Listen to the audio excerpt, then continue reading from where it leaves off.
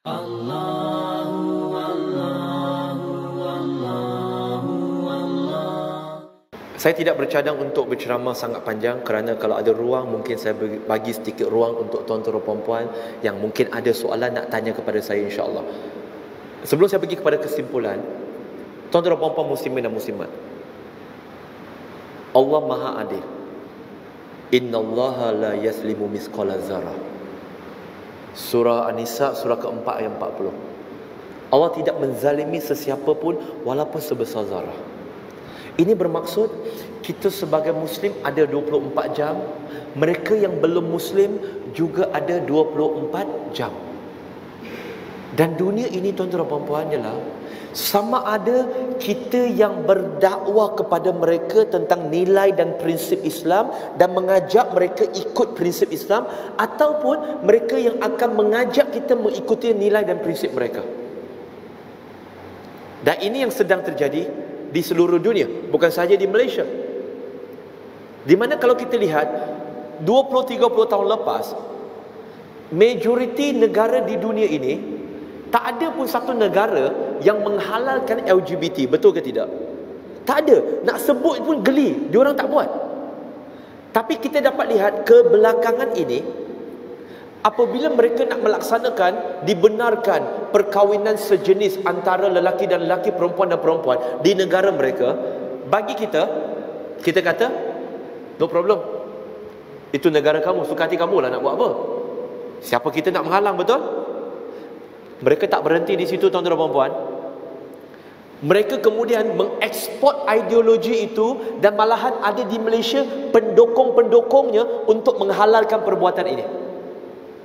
Ya, mereka kata kami tak memperjuangkan perkahwinan sejenis. Betul, memang sekarang mereka tak memperjuangkan, sebab apa yang diperjuangkan oleh feminisme pada hari ini cuma masih fasa pertama antara fasa kedua. Dia ada gelombang yang ketiga, di mana kemudian mereka akan, selepas dah dapat diiktiraf golongan untuk menukar jantina dan sebagainya, apa yang mereka akan buat selepas itu?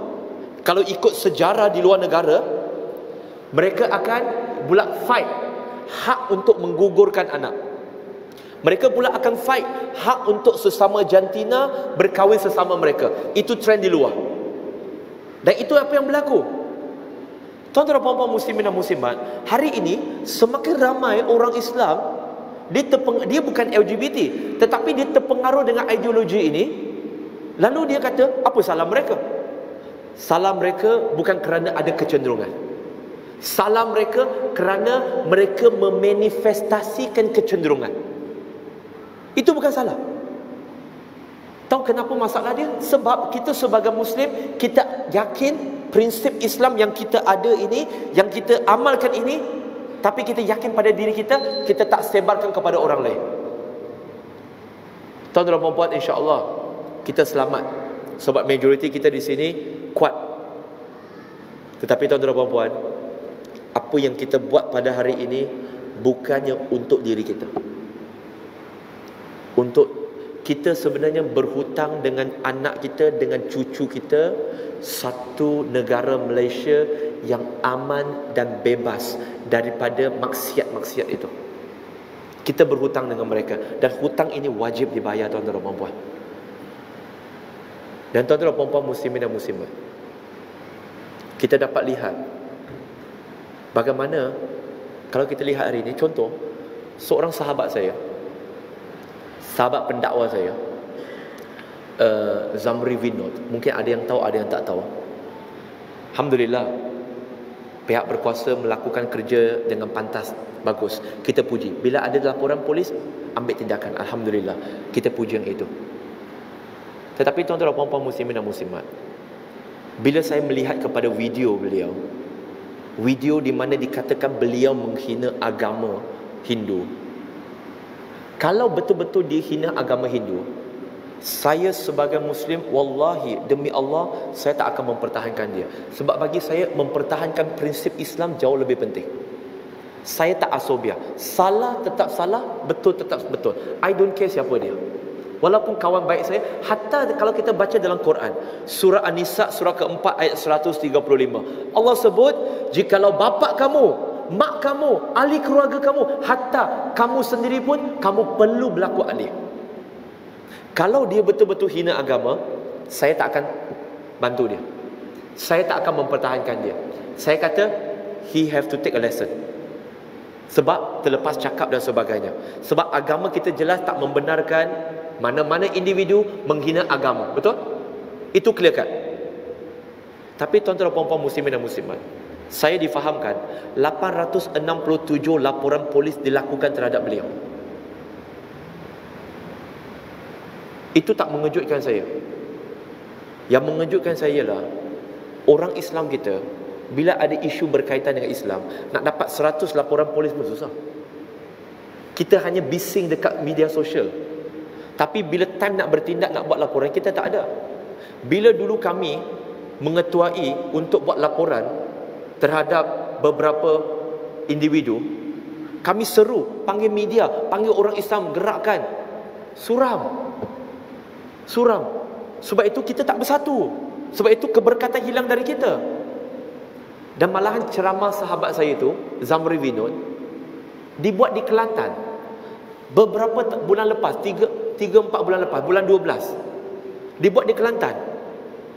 Dia menceritakan tentang pengalaman dia memeluk Islam. Dan saya cuba quote word bertim apa masalah dia. Ada dua isu besar di situ. Kalau untuk tuan-tuan dan puan-puan yang tak tahu, dan mungkin nanti kalau ada kawan-kawan lain yang tanya kan, dia mungkin agama lain, dia nak tanya, tuan-tuan dan puan-puan boleh jelaskan. Sekali lagi bagi tahu, prinsip kita sebagai Muslim, kita tak mempertahankan sesiapa yang salah. Itu je. Tak ada begitu. Tetapi biar kita menilai dengan adil. Tak silap saya cuba ingat balik apa yang dia cakap. Dia kata, yang pertama, tuan-tuan dan puan-puan, dia kata, okey, orang Hindu sembah berapa Tuhan? Dia kata 330 juta Tuhan. Dan dia tambah, waktu itu dia kata diri dia, bukan kata orang lain. Saya fikir, dia sendiri fikir, dia bukan kata orang Hindu lain.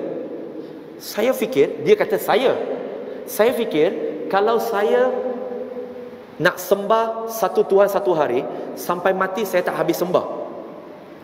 Dia kata pasal diri dia. Nak mudahkan tuan-tuan dan puan-puan faham isu ni, contohlah, kita semua lepas ni, kita pergi makan kat kedai tu, nasi lemak yang sama, boleh ke? Contoh je, jangan suruh saya belanja. Contoh, bila tengah makan, saya tiba-tiba saya bangun, saya bersuara. Saya kata, aku rasa kan, aku bodoh lah, aku makan nasi lemak ni tak sedap, tak lemak langsung, dah lah rasa macam batu. Tuan-tuan dan puan-puan, bila saya cakap macam tu, adakah saya mewakili tuan-tuan dan puan-puan? Adakah saya telah membodohkan tuan-tuan dan puan-puan? Ya ke tidak? Tidak. Saya cakap siapa? Saya cakap saya tak cakap you all. Dan sebab itu dalam ceramah dia kata, saya tak mewakili orang Hindu, saya tak mewakili orang-orang Hindu yang ada di luar, yang ada sekarang ni, dia kata. Dan dia kata, dia sendiri. Saya ulang balik apa dia cakap. Saya tahu mungkin nanti ada orang tak puas hati, dia nak buat report, tak apa. Saya cuma ulang balik apa dia cakap supaya tuan-tuan dan puan-puan faham. Saya dah tegas, siapa yang hina agama mana-mana, no kompromi. Hatta orang Islam sendiri, no kompromi. Okey? Lalu dia kata, waktu itu saya fikir, dia cakap tentang konteks dia sebelum Islam, bukan dah masuk Islam, dia pergi hina agama lain. Jadi dia kata, waktu itu saya sembah batu. Dia kata, waktu itu dia sembah batu, dia bagi makanan dekat batu. Dia kata tak logik langsung. Bagi dia tak logik. Okey. Dia cakap tentang diri dia kan, betul tak? Dia bukan cakap orang lain, dia bukan cakap orang lain tak logik. Dia cakap tentang diri dia. Jadi ada beberapa persoalan yang perlu dijawab. Adakah dia menghina kerana cakap Hindu ada 330 juta Tuhan? Adakah statement dia ini betul atau salah? Kalau salah, bagi tahulah fakta yang sebenar. Kalau betul, kenapa nak marah? Betul?